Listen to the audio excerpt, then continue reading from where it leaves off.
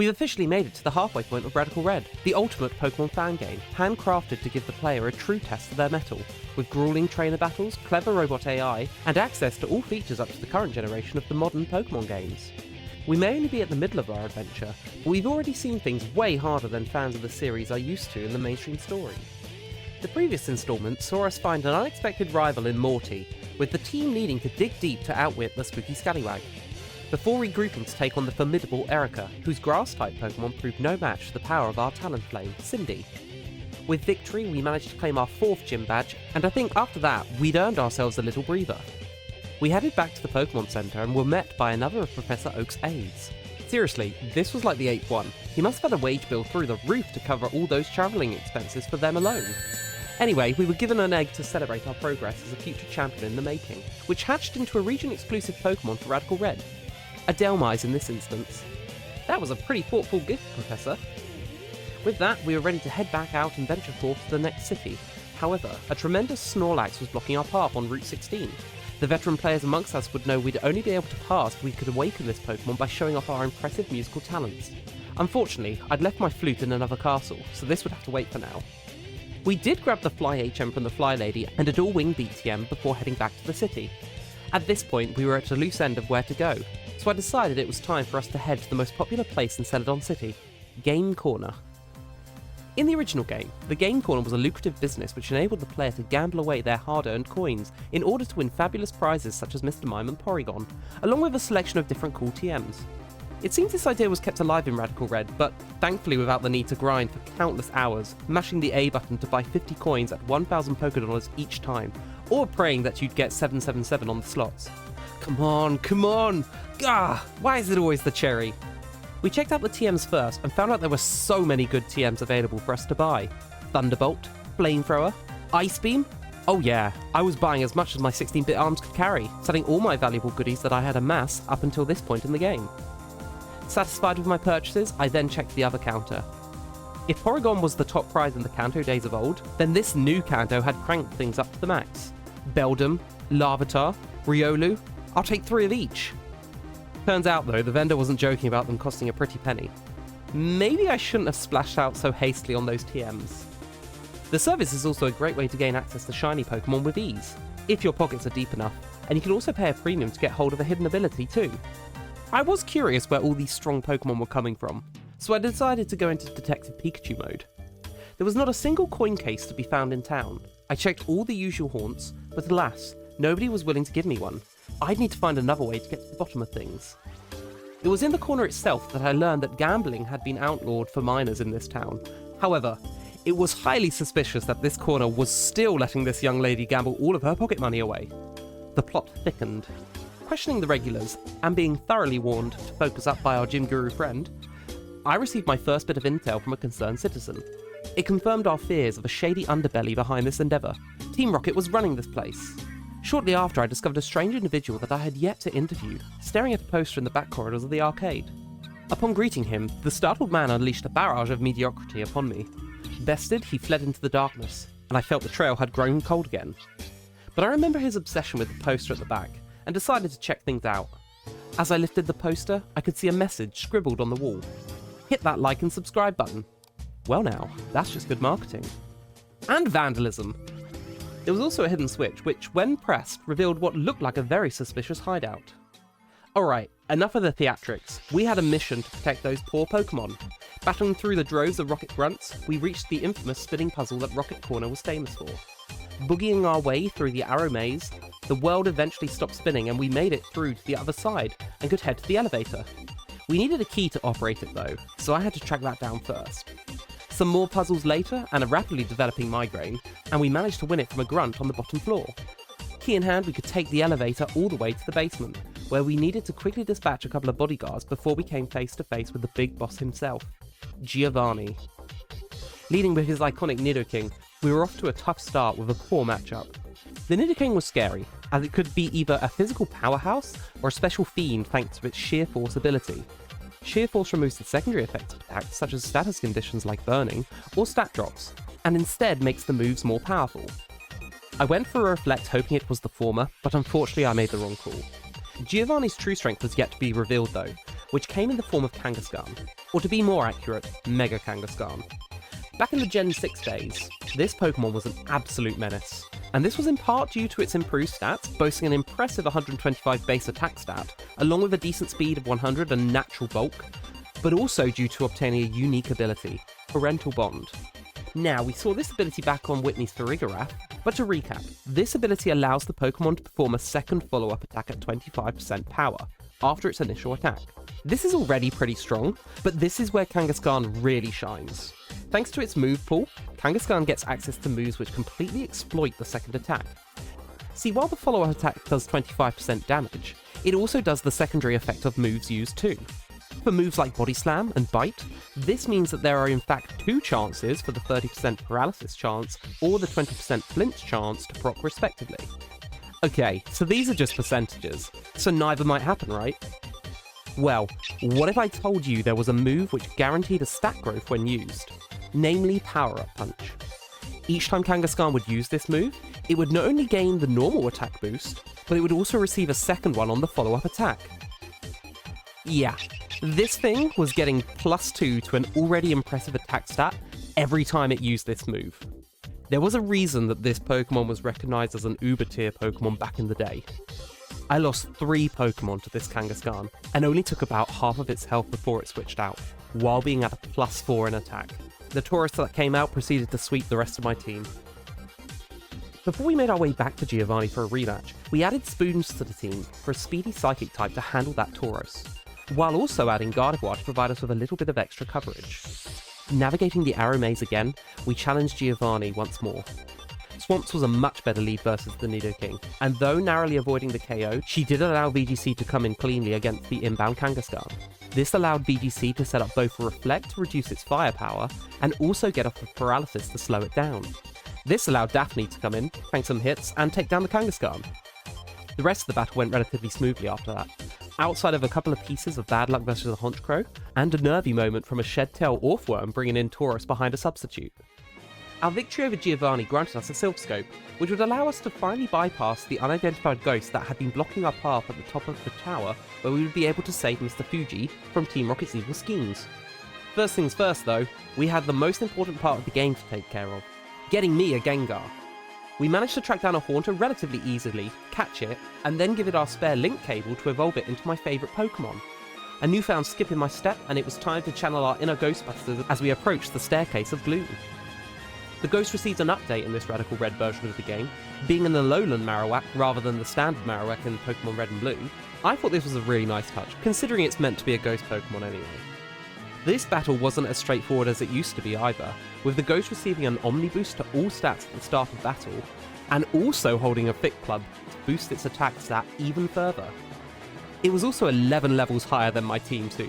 We managed to get through it relatively unscathed, only losing MVP to a Thunder Punch. I'm so sorry. All that was left now was to clear out the grunts at the top of the tower and rescue Mr. Fuji. The reward for our heroism was that long-awaited Pokeflute, which meant that we would be able to wake up the snoozing Snorlax that was blocking our progress to the next city. I started with the Route 12 Snorlax, waking it up and causing us to be attacked in a grumpy rage. Honestly, relatable. I'm with you here, Snorlax. During the battle, it was revealed that Snorlax was holding a very useful held item, Leftovers, which heals the Pokemon by 1/16 every turn. In order to obtain it, we would need to capture it. I had planned to anyway, but this was the icing on the cake. Eventually, with enough persistence, the Snorlax was caught. Only after working half my team, of course. Since I was already here, I decided to carry on through Route 12 to head to Fuchsia City, until... It seemed like the game was blocking us from doing so until we had beaten Sabrina. To double check, I caught the Snorlax at Route 16 as well, and tried to pass through the gate to Cycling Road, but it seemed this path was blocked too. There was only one thing for it. We'd need to head to Saffron City. Fortunately, it was only a short flight away thanks to the Poké Rider, which dropped us off at the local Pokemon Center. Strolling around the city, we saw a rocket grunt taking a snooze outside an overwhelmingly tall building, the legendary Silph Co. It seemed that Team Rocket's influence here was pretty heavy, as another grunt was denying entry to anyone trying to issue a gym challenge to Sabrina. The neighbouring gym was unimpeded though, so we could pop in and check it out. It seems that Chuck was looking to start his own chain of gyms, as he was the dojo master of this gym, as well as his usual Cyanwood gym back in the Johto region. The route to Chuck was blocked by 2 consecutive back-to-back battles, designed to test our resolve without being able to heal in between. We managed to deal with both of these relatively straightforwardly, but given there was still room for our Pokemon to level up, I elected it probably best to challenge Chuck after leveling them up a little bit further. And what better way to do so than infiltrate a global corporation and rise to the top and take over the world? Save the world. Immediately I could sense something was amiss. There was no receptionist to check me into the building, which meant literally anyone could waltz in. And so I did. For those who aren't familiar with Silph Co, it is notorious within the circle of old school Pokemon players for being an absolute maze.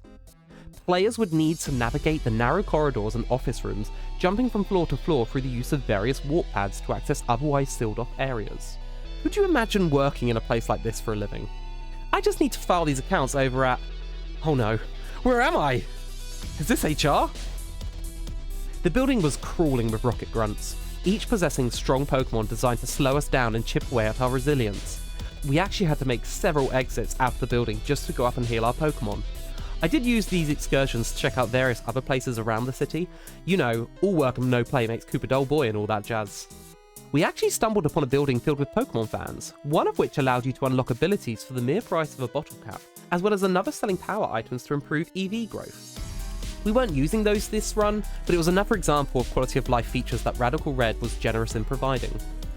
Back to the tower, and eventually we managed to get our hands on a card key which would remove 90% of the obstacles in our way, and grant us access to the top floor of the building.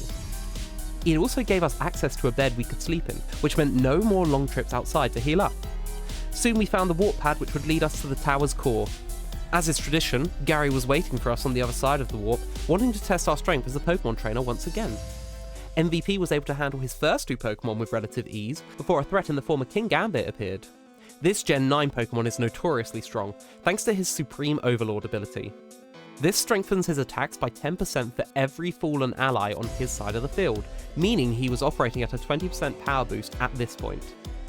With a fierce exchange of blows between him and Daphne, testing absolute raw power versus stalwart defenses, they both finally succumbed to each other's might. VGC slowed down the incoming Darmanitan, which allowed Swamps to come in and sweep the rest of his team. With Gary bested, we could push on to face the Team Rocket leader once more, but not before grabbing a free Lapras as thanks from a Silph Co employee. However, just as we were approaching the boss room, we were greeted by a 4th wall break, with the game warning us a tough battle was inbound, and that my party had been healed as a precaution. I was nervous at this point. A tag battle, that's not the usual way things go at this point. This must have been one of those Radical Red features about to rear its head again. As we marched forwards, we were confronted by 2 Rocket admins, each being followed by their own Mega Pokemon. Oh boy, we were outnumbered here. 2 against 1 was not going to be fun. And then, suddenly, a hero marched in to level the playing field. It was Brendan. Oh no. I remember the last time we battled on the SS Anne when I had completely wiped the floor with his team. The battle about to unfold was a 2v2 battle, and I would only be able to pick 3 Pokemon to bring along with me. The nominated 3 were VGC, Nightmare and Swamps. A mix of support, special coverage, and a physical wallop. Unfortunately, I had no say over who Brendan could bring into the battle, and he led with a Masquerain. Oh no. Prepare that whiteout cannon. But not for me! Following the exchange of intimidates, this Masquerain absolutely popped off. While VGC sponged the hits, the Masquerain took down the Gothitelle and one-shot the Incineroar with a well-placed critical hit. Nightmare came in to replace the fallen VGC, who had managed to get up both of her screens as we had hoped, and inspired by Masquerain's lethality, took down the Goldengo in a single swoop too. The Mega Houndoom came in, and this was where things got a little bit more spicy. But not even this phased the Masquerain, firing off Giga Drains and eating berries to heal off any damage it was taking. It even managed to take a Dark Pulse from the Houndoom and fire back with a Scald, which nearly one-shot in return. Seriously, this thing was a monster. Swamps was clearly getting swept up in the hype, and fired off an Earthquake so strong that it took out the entire field. Yeah, I didn't realise that Masquerain wasn't a flying type in Radical Red, so when I clicked it, I thought I was being super smart and only attacking their side of the field. Yeah, my bad. A few side-eye glances from Brendan later, and our opponents were down to their last Pokemon, Mega Marwile. And as anyone who has played Double Battle before knows, 2v1s usually only go one way. All that was left now was to face the man himself, Giovanni. Who? We could already see that he had a Garchomp waiting for us, but little could have prepared us for the fury coming our way. Now, I have to say, we did get a little unlucky at the start of battle, missing a dazzling gleam on the opposing Garchomp after being struck by a critical hit ourselves. Fortunately, Daphne could come in and take out the Garchomp after a couple of ice shards. But now was when the real issue came through. Remember that Mega Kangaskhan? Oh yeah, she was back, and with a vengeance. She started to power up Punch immediately, stacking the boost to become an offensive powerhouse. I decided to block this with MVP, as neither Power Up Punch nor Body Slam could hit him, and followed this up with a Will-O-Wisp to bring her attack back down, but unfortunately we went down to the incoming crunch. This allowed us to bring in Nightmare, and ultimately I feel this is the moment the battle was determined. I went for a U-turn out of fear Night Daze was not going to KO the Kangaskhan, which meant that we lost VGC on the switch-in, and would therefore be doing the rest of the battle without screens. After felling the Mega, we now needed to deal with a Torterra, which was super effective on both of my remaining Pokemon. The predicament here was that, without the Reflect, this thing was going to hit hard, and I needed to save Nightmare, as it was my fastest Pokemon, and most likely the fastest Pokemon left in either team, barring a late game Dugtrio. I had to hope it would go for an Earthquake, meaning we could bring in Daphne to take the hit. Thankfully, it did, and we could respond with an Ice Shard on our next turn. We narrowly missed the KO, but it meant Nightmare could come back in to cleanly take out the Torterra, and then use its speed to severely weaken the Excadrill that came in afterwards, breaking any potential sash. It all fell on Swamp's shoulders to see out the battle, but she had a lot to do. She would be outsped by the Excadrill, would need to take an Earthquake, and then need to take a hit from whatever else was coming in. As Excadrill went down, it was revealed her final foe would be a Garganical, which boasted an outrageous defense stat of 130. This meant we were going to need to hit it twice. The first attack dealt a reassuring 70% damage, but that wasn't the problem. We needed to know what it was going to go for, and it chose Silph Cure. Silph Cure is a unique attack. It deals 25% damage a turn to water-type Pokemon. It all came down to how much the attack itself would do. Of course, it crit, but we scraped through, barely. With that, Giovanni 2 was down on the first try, and we had saved the world. After some thank yous from the chairman, we headed back to pay Chuck a visit, raising our team to level cap to ensure we weren't underleveled. Turns out we could have actually been at level 59 for that Giovanni fight, and rebuilding to be favoured against fighting-type Pokemon. It was a fiercely contested battle, with our Pokemon trading KOs from one side to the other, with the exception of a Sneasler, which held a Focus Sash and retreated before we could knock it out. The pattern continued until we reached Chuck's Mega Pokemon, Gallade. This behemoth was made all the more fearsome thanks to having Bulk Up, but thankfully, due to VGC setting up a Reflect, the AI never actually saw a KO, so it just kept using it, meaning we could swap in Mystique and take it down with one hit. And so it came down to Chuck's final Pokemon, Dance Dance Revolution. This menace was a threat, who even after suffering a paralysis from VGC, was still able to outspeed Mystique thanks to Aqua Step giving it numerous speed boosts. Fortunately, after setting up a Calm Mind, we had enough firepower to take it out with a single Psyshock, and claim victory over... Oh no, I completely forgot about this Sneasler. Yeah, that was GG. It was a little rubbish to lose in that way, but what was grating on my mind more was the fact that we still didn't have a Mega Ring of our own yet. By this point, we'd battled 5 gym leaders with Mega Pokemon, both of our rivals had a Mega Ring as well, and let's not forget about those Giovanni battles we just got through either. Surely we had to be getting our Mega Ring too. I used this moment to revisit a few previous locations, just in case we had overlooked something. Actually, it turned out we had missed rather a lot. Solving a quiz back at the lab in Pallet Town granted us the ability to change the time of day in-game, meaning we'd have access to day and night encounters. And heading slightly north to Viridian City, we'd actually missed out a house entirely where there was another Pokemon challenge waiting for us to solve, which gifted us an item called the Pokeball. This little gizmo allowed us to fully heal our Pokemon while outside of Pokemon Centers up to 6 times before we'd need to actually visit the center again to replenish it. Yeah, I can't help but think how nice this would have been before we did Silph Co, but there we are. I also took the opportunity to stop by Celadon Game Corner again, and use our hard-earned winnings to claim a Dreepy, a Ghost Dragon type, which I was sure would come in handy against the upcoming Psychic Gym leader, Sabrina. Alas, through all my searching, I could not find a Mega Ring. I decided to challenge Chuck again without it, as maybe this was how we obtained it before the gym battle with Sabrina. As I was heading to the dojo, I found myself running past the entrance to Saffron City Gym when... Are you kidding me? It was here this whole time? The narrative here was actually perfect, by the way, as that is exactly what it felt like. The lady also mentioned that gym leaders were willing to have a rematch with us now, but that sounded like an adventure for another day. Right now, we needed to get some sweet revenge on a certain dojo master using our newly acquired Mega Ring. Yeah, we easily powered through this time.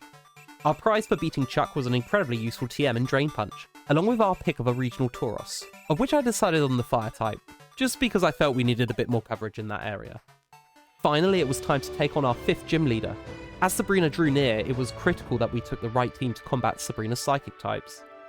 They would likely hit hard, and they would likely hit fast. In the original Red and Blue games, Alakazam was Sabrina's ace Pokemon, so assuming all gym leaders would have a Mega at this point, we could probably guess this was who hers would be. There was an outside chance it could be Mega Gardevoir, or maybe even a Mega Slowbro, but neither feels as iconic to Sabrina. Either way, we were going to need something that could respond to these hard hitters, whether it was soaking up the hits or dishing them out in equal measure. Mega Alakazam's stats are truly frightening, and with the high chance there was going to be a Psychic Terrain present to block our priority moves, this was going to be a tough puzzle to crack. Now, disclaimer, unfortunately I confess that I had been exposed to a passing comment elsewhere that suggested that Sabrina's gym fight may have been in double battle format. Usually with these Pokemon fan games, there are curveballs like this thrown in, so it wasn't unfeasible for this to be the case. As such, I prepped for the potential of this being true with my team selection, but that still didn't give me much to go on in terms of what to expect. We had done all we could, but only Sabrina knew what truly lay in wait. Prepare yourselves, dear viewers, for the longest gym battle of your lives. Oh, she tells you beforehand. Oh, well, I wish I'd spoken to her sooner. Well, I'm ready for a doubles battle anyway. Now, this makes me want to prep more. No, we're just going into it. We're going into it as it stands. We're going to see how it is. We've got VGC. We have got VGC in that second slot as well. Sabrina's a tough gym leader. I'm predicting like a Mega Alakazam. I think Alakazam's going to be her Mega. Okay, so Hatterene. Now, I did also do a little bit of looking into this. I know that Hatterene gets Magic Bounce, so I think that is why Sabrina is leading with Hatterene. So, gotta be really, really careful with this. Okay, Psychic Seed, Special Defense. So that Special Defense is sky high now. I think Special Defense is through the roof. Okay, so I chose to not bring really too many physical attackers. I had a lot of discussion in my head whether to bring just some Earthquakers or something. This is fine though. This is fine. I think what we can do, both of these are going to be hitting us on the special side. So we know with VGC, we know that we are going to we're going to get out a light screen. But I think what we want to do is Spoons, who is of course our Nightmare. So I think I'm just going to scout here. But the question is, what do I go into? Because they're going to know it's a dark type, so if I go into... What I could do is go into my Umbreon here to try and soak this up. Is that going to be the smart play, though? Because we've got a Psychic Normal, I think in DD is. Let me just check that. I'm pretty sure.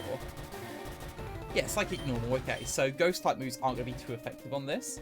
We're also going to probably hit pretty hard by it as well, so...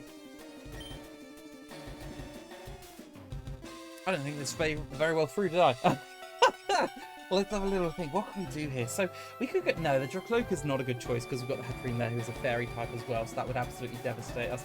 Don't, unfortunately, have any poison type moves on the Gengar. I really, really, really wanted Sludge Bomb, but we don't have the Sludge Bomb at the moment. So maybe I just U-turn. Or maybe... I don't think Nightmare takes 2 attacks, and they're going to double up into the Nightmare slot because we're going to get a fairy attack going there, so that's not going to do too much at all. We're also probably then going to get the follow-up from Indeedee to try and just chip away at Nightmare. So I think if we predict that we're going to get the Fairy move into Nightmare, we can't go to Umbreon, we can't go to Cloak. MVP could be good for a pivot, but then where do we go from that? That's the question. Where do we go from there? Like if I go for the U-turn on the Indeedee, go to the MVP, potentially going to be, you know, getting a psychic move. They shouldn't be going into a psychic, like into the Nightmare slot with a psychic move. That is what I'm thinking right now. So maybe this is just an opportunity to get in Spoons. Maybe this is just an opportunity to get in Spoons, or because we'll take a good hit from don't really have too much that we can attack it with, though. We can get the Calm Minds up and we can start getting our bulk up that way, but we don't really have a way to heal, and I think they are going to double into that slot. I don't see them going for VGC in this instance. Oh, very tight was not ideal. Was not ideal for us to start against. I think. Okay, let's get Nightmare out of there. Let's get Nightmare out of there. We'll go with the U-turn on the Indeedee.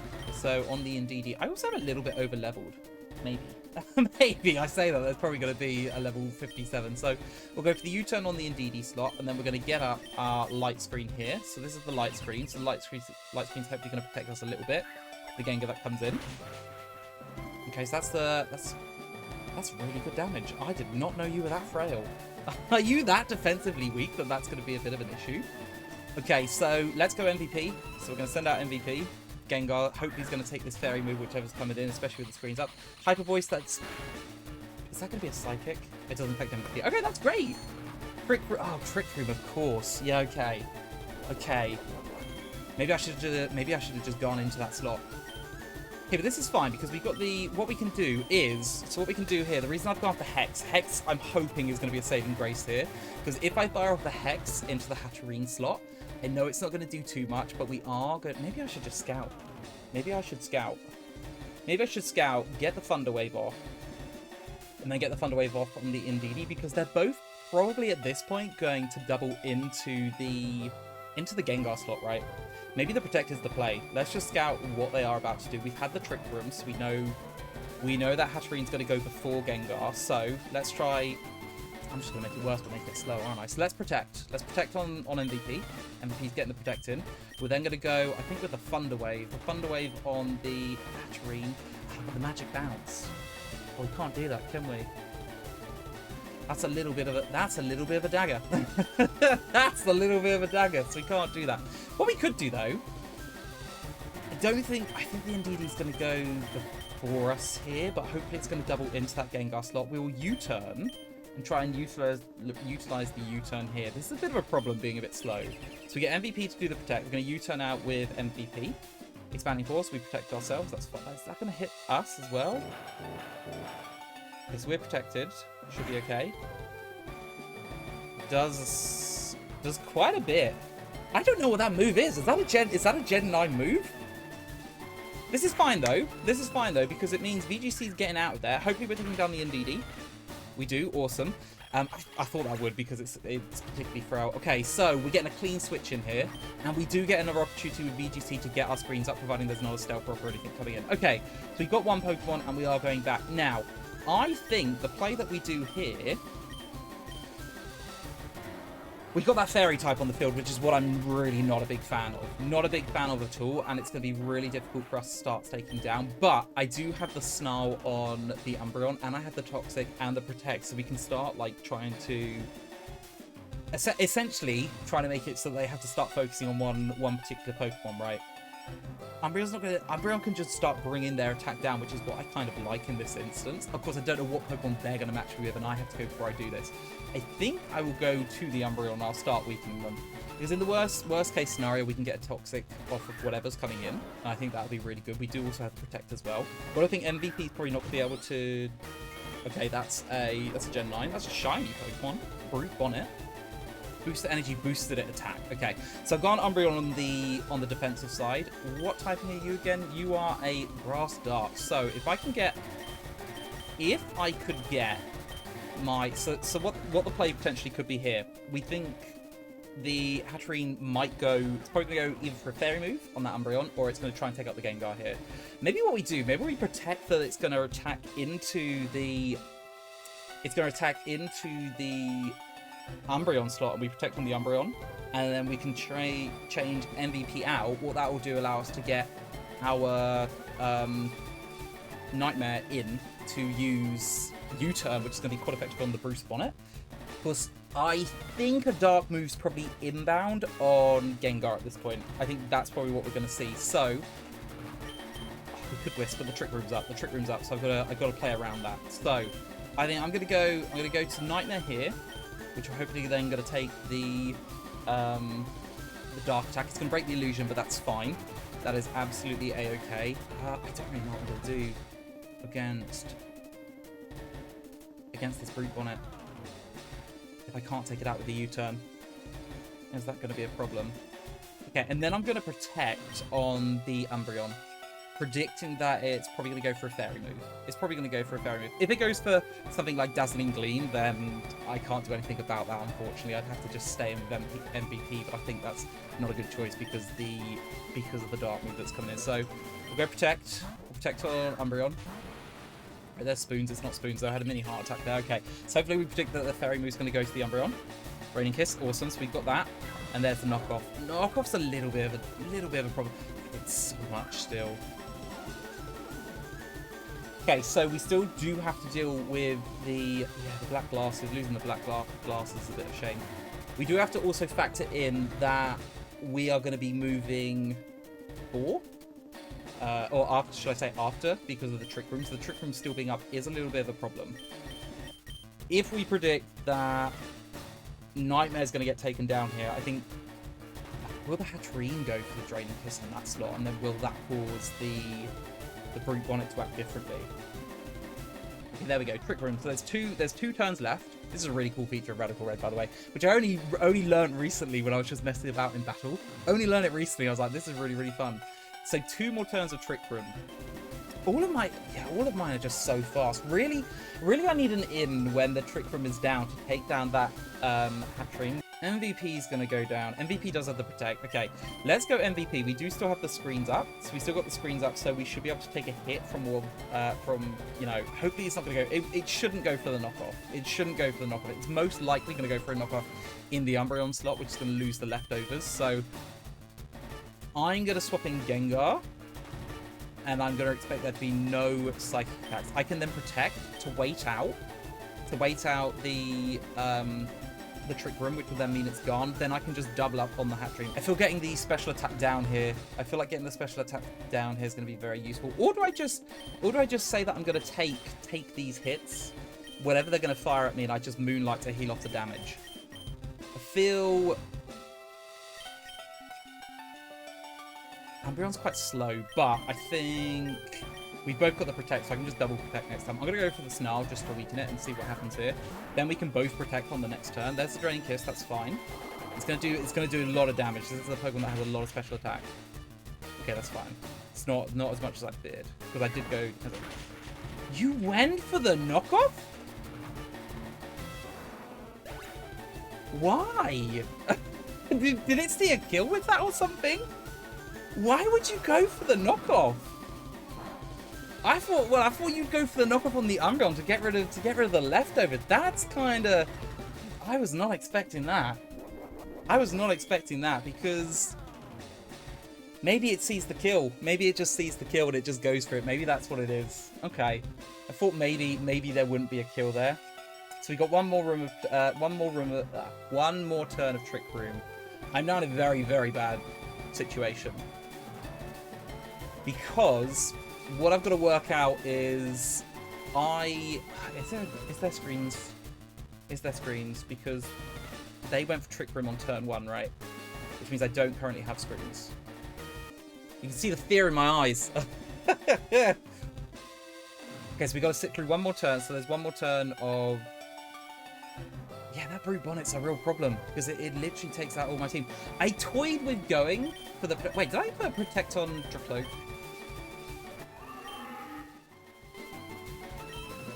I did put a Protect on you. And then it will go... It will go first. Will it bait? Will it bait the Fairy attack from the Hatterene? Will the Hatterene see that and not go for the Trick Room, or is it going to be locked into the Trick Room? Because now it's weakened, it shouldn't do as much damage. We do, of course, have to deal with that Brute Bonnet. That Brute Bonnet is going to be a real issue now. But we have the U-turn. So the reason I'm saying that is, do I have an option here to get Dracloak in? Do I have an option here to get Dracloak in? I Protect, so I see out the Trick Room turns. So not going to take any damage on this turn. And then from there, I U-turn out. Whether or not I'm able to take that, I don't know. But then the question is, who do I bring in? Who do I bring in with that? Because it's going to be a knockout into that knockoff into that slot, which will knock out another one of my Pokemon.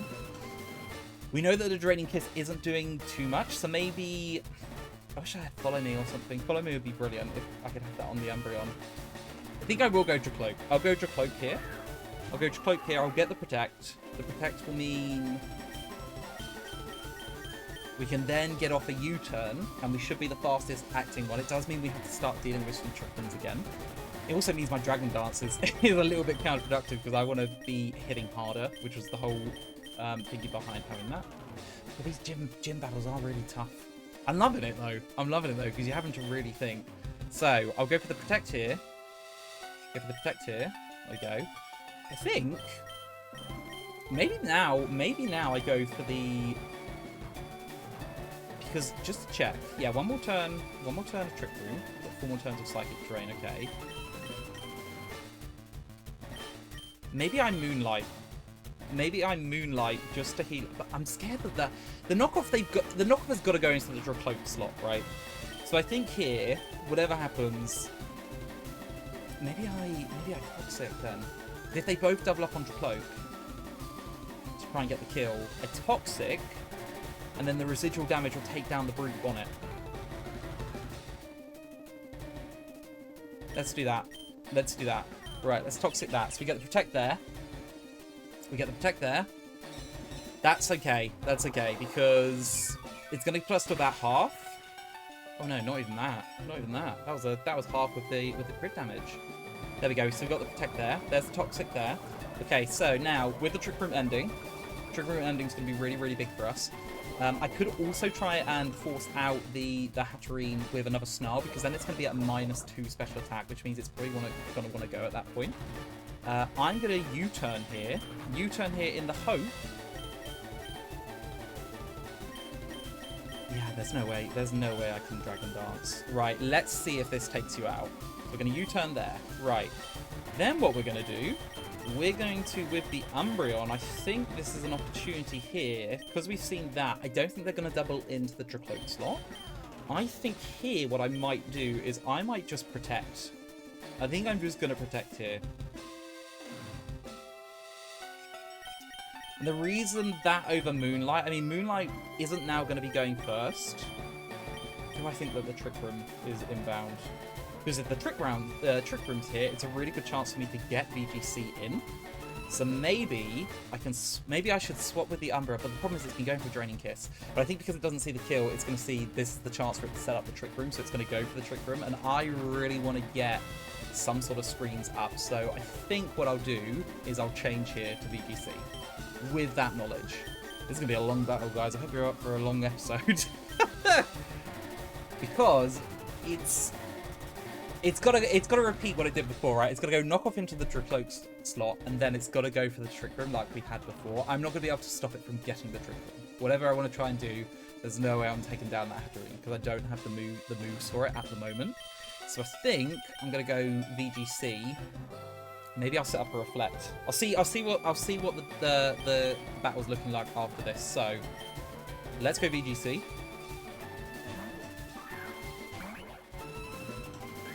There's the U-turn. It's quite effective. Doesn't take it out. Yeah, nowhere near. Okay. So we're gonna get a knockoff into that slot. Nothing I have really takes it. Maybe I big brain this. Maybe now I go to the Umbreon. I'm gonna lose the leftovers, which is really frustrating. But Umbreon's going to be the one that takes it. And we then get to use the Protect next turn as well. So, let's pivot into that. Let's go Umbreon, expecting the knockoff into that slot. We're going to see what Hatterene's going to do as well. There's the knockoff into that slot. So there we go.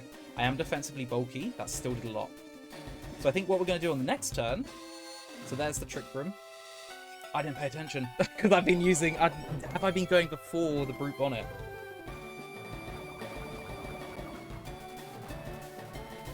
Okay, so I think I Protect with Umbreon here,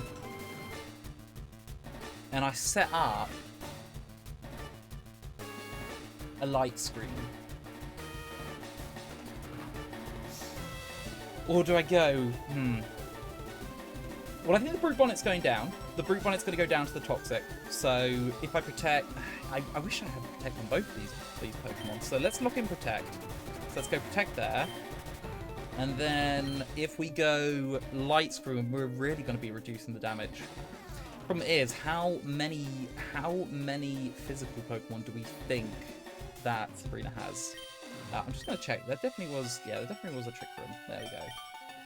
Because I think if I reflect, I still don't take... Considering how much that did, and it was resisted by Umbreon, who's got a higher defense, I think I'm still going to be taking damage there. Is Toxic taking you out?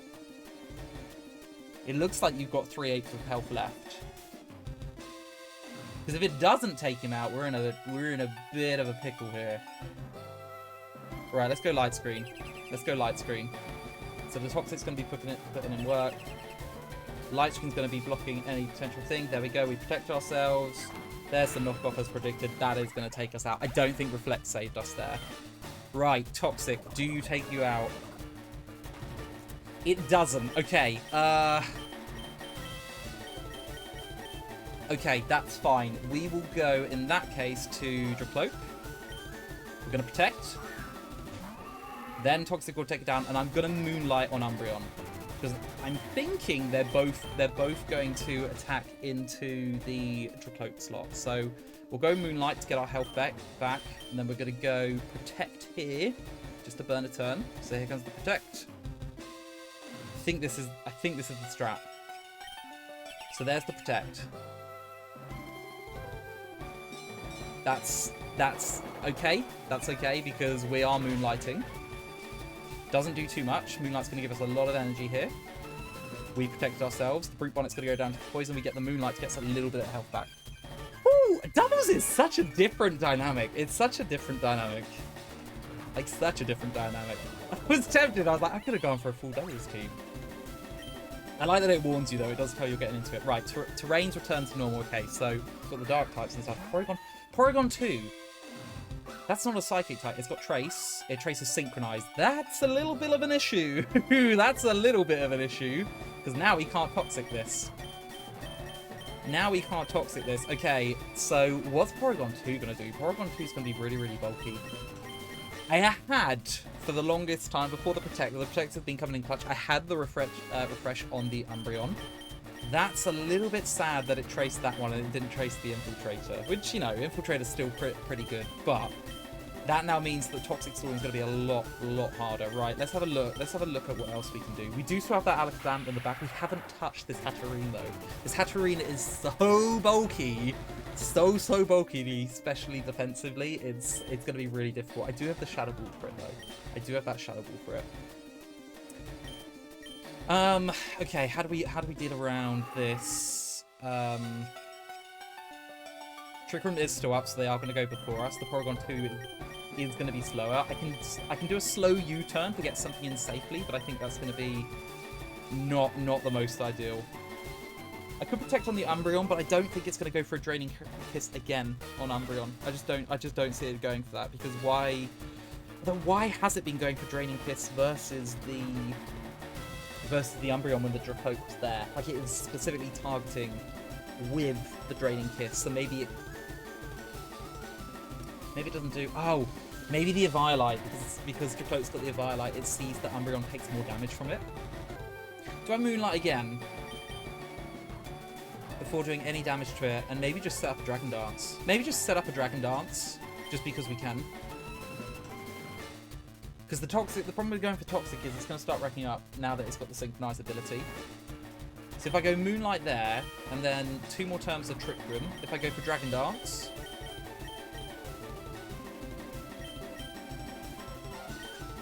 So if I go for Dragon Dance, if we say that the Hatterene is not going to be attacking this slot where Dracloak is in, go for the Dragon Dance, then I go for the...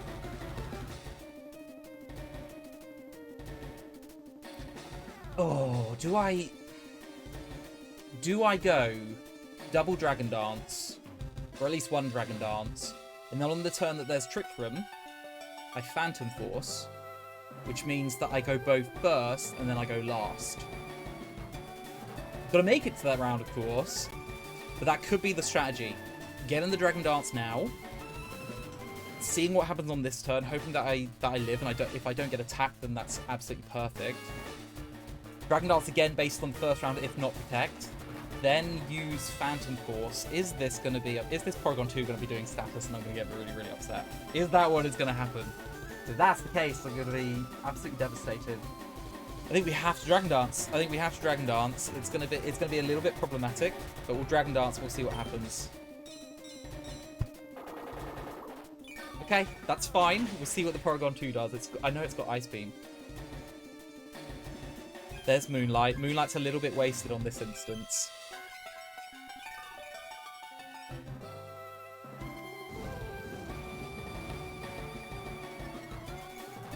Okay, so there's the attack rise, there's the defense rise. What's the Porygon doing? Okay, use teleport. Okay. Ursaluna. Okay, that's Guts Ursaluna. Okay, now I definitely don't know what this is going to do. So, I'm going to go... I can't Toxic it. I think I have to go for the Protect on Dracloak. I have to go for the Protect on Dracloak because... I won't be able to take a Draining Kiss or a move from Ursaluna, which it will probably end up doing. I'm kind of anxious now because if I go for the Phantom Force, it will change into the Porygon, right? Which isn't necessarily a bad thing because it means we lose the Hatchery with the defense boost, which means if we can get Nightmaring later, or even just getting a way to get Spoons set up would be absolutely huge. Let's go Protect. On both.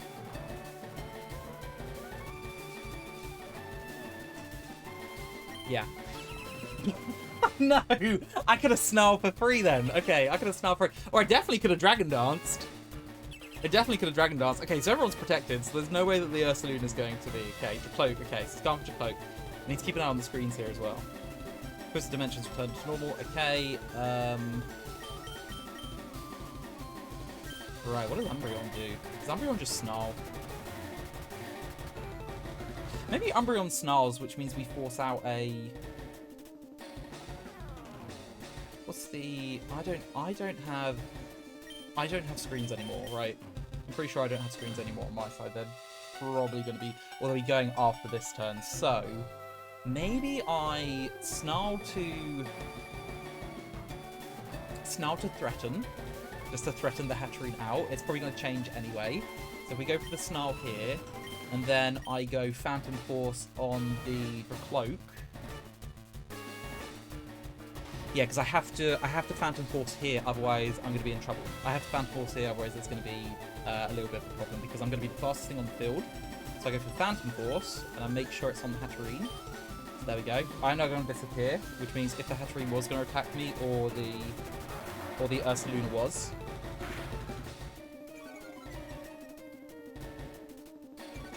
Okay, special attack on the Ursaluna probably doesn't matter. On the Hatterene could be quite nice. Okay, nice. It is doubling up there. There's the Trick Room. Okay, so Dracloak is going to be going last on this turn based on that. My light screen has gone, which means I'm going to be taking a lot more damage. I am expecting the Hatterene to be disappearing at this point. So I think what I need to do... Do I predict that the Hatterene's going? Do I predict that the Hatterene's going and I Toxic whatever comes in? Or do I just Snarl to just hit whatever comes in? Because the Ursaluna's going to be... Or do I protect my Umbreon? Or do I just Snarl to weaken whatever it is? Ursaluna's using high horsepower. It's going to do a lot of damage to Umbreon. Maybe I just Protect here. I go for the Protect. Umbreon's protected himself. Facade protected itself. Nice. Phantom Force. Okay, that's... I don't think we take out Hatterene here. We do! Okay, awesome. Okay, we do. We do. Wasn't sure because I know this is... We're not fully evolved. Dracloak's not fully evolved at the moment. Okay, that's the Hatterene gone. What are we dealing with now, though? That's the question. Porygon 2 comes back out. What's it going to trace? Trace Infiltrator. That's not good. That's really sad. Because I really, really want to poison this Porygon 2 because it's so bulky. Okay. I think what Ursaluna sees here is potentially a knockout on Dracloak. Because it went for high horsepower on Dracloak, right? In the previous turn. But I wasn't there. So, Umbreon should have like a free move to do something here. How many more Pokemon does... Okay, so 3 more Pokemon. We don't know what the last one is. Is it worth getting a Toxic on the Porygon? I know we're going to get Toxic. I know Porygon gets Recover as well. So we're going to have to deal with that. Lots of big decisions. Lots of big decisions here. We do still have Spoons in the back. Really wish I had a fighting type move for Spoons right now. The good news is, it means that I kept Psychic, and I was like, I'll keep Psychic just for anything, like, weird that might be coming out here. So, do we Toxic to start chipping away? Do we Toxic to start chipping away? I don't really want to mess with Umbreon's survivability. Maybe I just go for a Moonlight here. Maybe I just go for a Snarl. Porygon 2 does get Signal Beam as well. Maybe I'll just go for a Snarl and I'll go for a Protect. So I'll go for that. And then I'll go for a Protect. Here. There we go. Let's see if the high horsepower is inbound. It is. You know what? Awesome. Okay, this is really good. There's the Ice Beam. Wow. We got the double Protect there. That means they are going to double on the next time. They are going to double on that next time. The good news is Porygon 2 is now weaker. Is now a lot weaker. So that is really, really good. Selena's taking a lot of damage from this burn as well. Okay. So, we know at this point they're going to be doubling into that slot with Dracloak. I think we saw that the high horsepower went first. I really wish I still had Gengar. If I still had Gengar, I know it's got Levitate, so we could have avoided that. We could have avoided that ability. Knowing that they're going to double into that slot, how many... We got 2 more turns of Trick Room, so 2 more turns that we're going to have to deal with.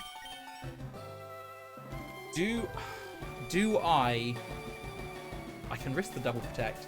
That is a strategy as well. That's a strategy that we do have. We can risk the double Protect and I can fire off another Snarl. I also wonder, does Dracloak now, with the Eviolite, does the Dracloak survive the Ice Beam and the high horsepower?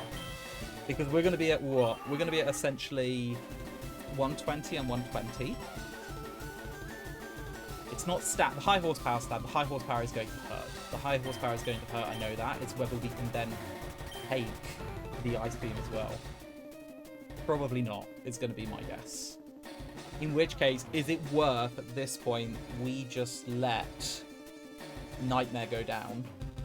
We bring in Dracloak to burn 1 more turn of that Trick Room, and then we do what we can with Dracloak. Do absolutely what we can. We don't know what that last Pokemon is. It's the Mega. I think it's going to be a Mega Alakazam, personally. That's what makes the most sense to me. Yeah, maybe we protect with Umbreon here.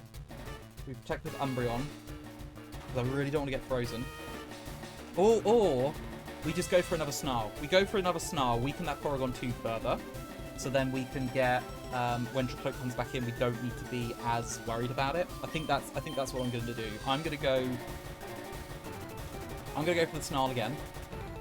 I'm then going to swap to Nightmare. Let Nightmare go down, because I don't think Nightmare is going to be outspeeding. I think Dracloak does more. I think Dracloak maybe does more. Let's have a look. Let's go for Snarl. And then if we go...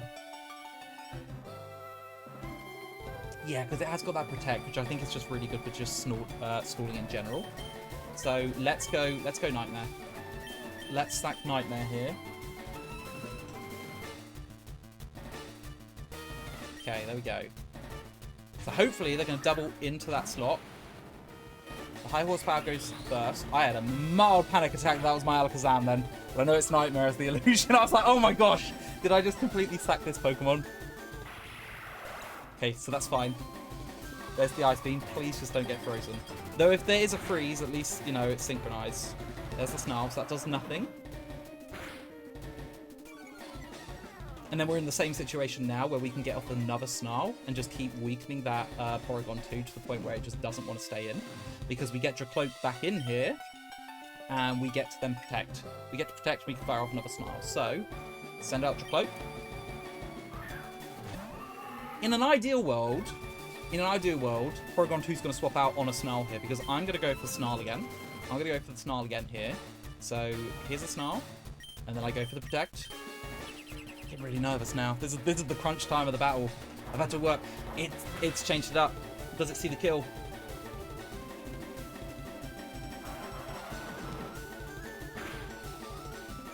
Oh, that's gonna be really bad. I don't want to get my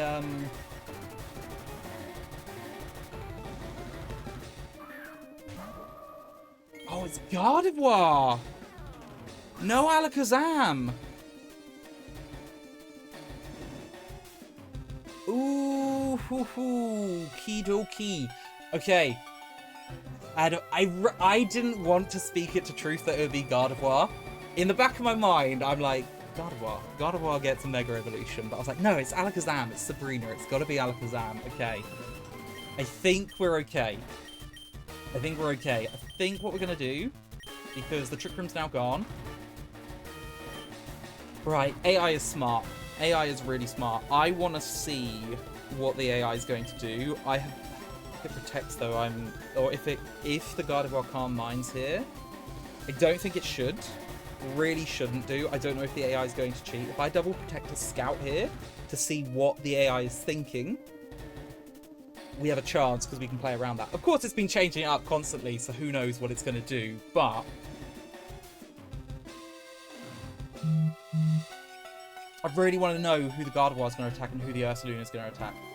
I really want to know that because Umbreon is looking very, very tempting right now. Is looking very, very tempting with the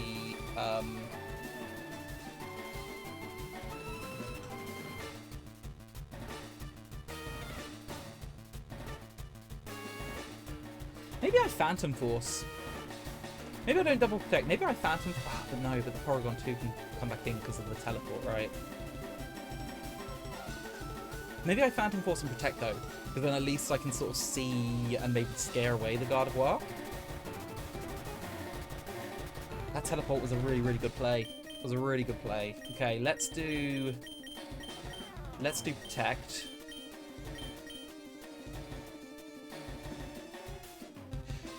Do I think there's no way that Umbreon is faster than a Gardevoir, right? That's not a thing. That's not a thing. That's surely not a thing. Do I try and make a big brain play here? Do I protect and Phantom Force? That's the question that's going through my head right now. I think I have to protect. And I think I Phantom Force because I'm pretty sure even after the Mega Evolution, I think Dracloak is... Or does Mega Gardevoir go before Dracloak? Would Mega Gardevoir go before? Let's have a quick look because I don't know what your base speed is actually. So your base speed, you've got 143, which is... It's 102. Yeah, I think Mega Gardevoir... And I'm not speed up though. So if the Gardevoir is speed up nature, don't think it would be. The Gardevoir is speed up nature. I think it outspeeds us. So let's go protect. And let's go Phantom Force. I'm so nervous. Yeah, there's the Mega, which ups its speed, ups its special defense and its special attack as well. Don't think it gives it a boost in defense. There's the protect. There's the Phantom Force to vanish. Okay. Nice. Dracloak. Ah, no! It's got another trick. Okay. Now, this is good, though. This is good, though, in the sense that now Phantom Force is going after. And I think... Oh, do I risk a double protect here? Because they're now both going to be attacking in the Umbreon slot. Or do I go for the Toxic? Because Umbreon... I haven't been paying attention. Have I been attacking before the Ursaluna? Oh no, my mind is so fried from this. My mind is so fried. Do I outspeed the Ursaluna? There's no way, right? There's no way I did. There's no way I did. There's no way I did. So I'm not going to be attacking first this time. I think I have to double protect. I have to double protect and hope that I get it. Because the Ursaluna is going to go for me. Gonna go for the Umbreon because the Dracloak is appearing last. Ooh, this... I think I've just run out of time on this. I think I've just run out of time. The good news is, after the Phantom Force, I do get to Protect again, though. So, let's see if we can stall this out. Let's see if we can stall this out. Why did you go for Protect? But it failed, yeah. I should have gone for Toxic. I should have just gone for Toxic. Why would you Protect? That's crazy. Or a Snarl. Just a Snarl to just weaken it a little bit. There's the Phantom Force. Okay, it's probably going to do just under half. That's over. Crit! Wish I'd gone for the Toxic now. Oh no, this is so close. This is crazy. This is so close. This is crazy. Do a Calmide. How do I Mega again? Did it start? It is start. Okay, so that's on. So I'm going to be doing the Mega here. The Mega's going to be...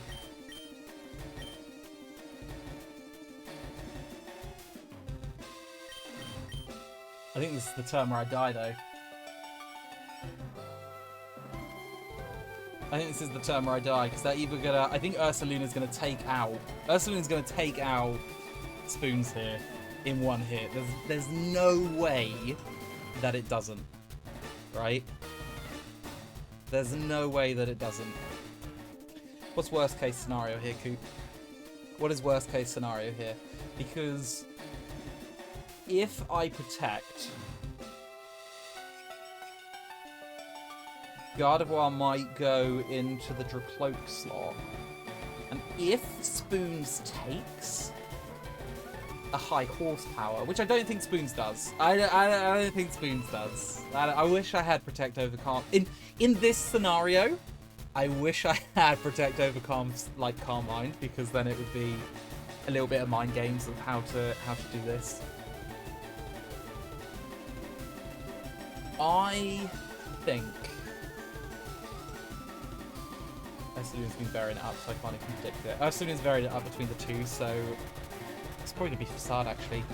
No, Facade into the Alakazam slot. That's what my worry is. That's an Oko. There's no way that's not an Oko, considering how much it did to Umbreon. I think that's GG, guys. I think we might be at the end of the battle. Here. I think whatever happens is... I don't think Alakazam's going to survive this. I think this is a moot point, but basically it's like, if I survive this, I guess I want to take out the... Ursaluna, I think, is the decision that I want to make, right? I want to take out the Ursaluna with the Energy Ball. So if I go for the Energy Ball on the Ursaluna, and then I go for the Protect, and try and outstall Trick Room. That is literally it. We're trying to outstall Trick Room in this point. So if we go Protect, there's the Mega. Okay, there's the Mega. A lot of you probably are screaming at this point, Coop, just triple Protect. Woo! That could be the play. Guts. Okay, awesome. Awesome, we got a Guts here. There's my Protect popping off. What's the Ursaluna going to do? High horsepower, not Facade. Might live. Yeah, that was no shot. That was no shot. I was trying to just believe that that's what was going to happen. Hyper Voice, you say? Okay. Well, guys, looks like we're going to a triple. Looks like we're going to a triple Protect here. Looks like we're going for a triple Protect. Here's Protect number 2. Didn't get it. That's the battle. I think that's the battle. I think we're done. I think we're done and done.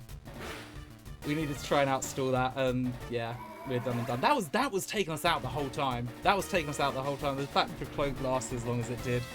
I was hopeful. I was hopeful we'd be able to pull it back. What a fun battle, though.